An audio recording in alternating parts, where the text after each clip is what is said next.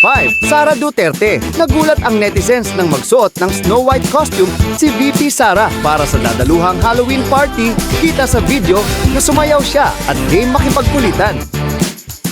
Number 4, Mika Lim.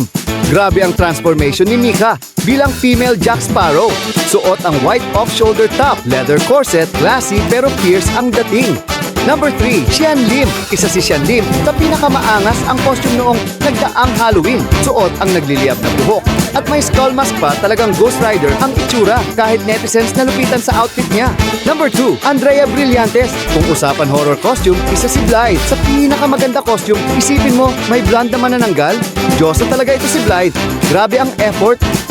Number 1, Belle Mariano. Kung usapang pairing, pasok ang costume ni Belle bilang Tinkerbell. Nakasuot ng sparkly green dress with wings. Dagdag mo pa ang kilig ng kasama niya, si Donnie as Peter Pan. Cute nila, no?